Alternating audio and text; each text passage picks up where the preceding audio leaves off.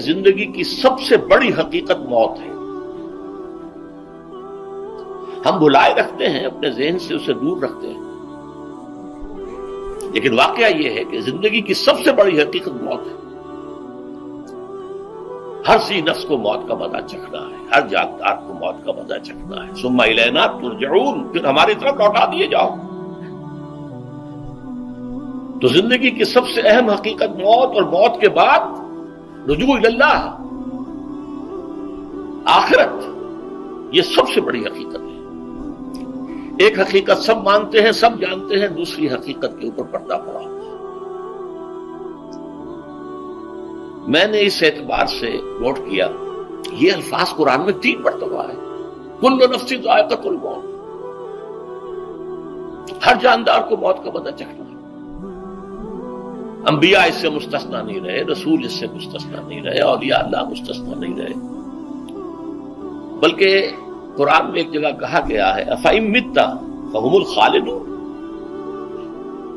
کیا ہے نبی، اگر آپ کا انتقال ہو گیا تو یہ کیا ہمیشہ رہیں گے؟ کون ہے دنیا میں جو ہمیشہ رہے؟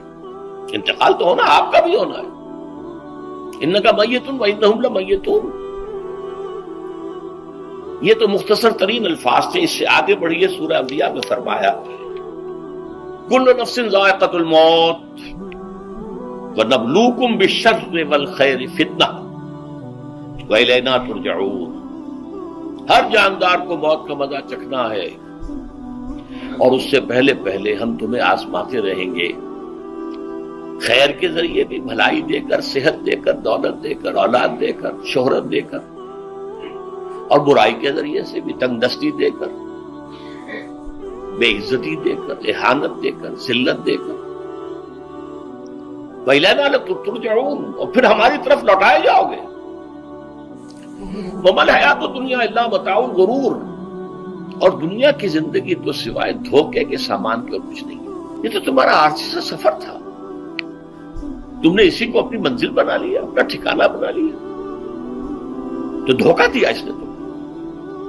ویسے دنیا کی زندگی دھوکہ نہیں ہے، بڑی حقیقت ہے. اس لیے کہ حضور نے فرمایا انما الدنیا مزرعۃ الآخرہ، یہ دنیا آخرت کی کھیتی ہے. یہاں بوؤ گے تو وہاں کاٹو گے، یہاں کچھ کمائی کرو گے تو وہاں اس کا بدلہ ملے گا.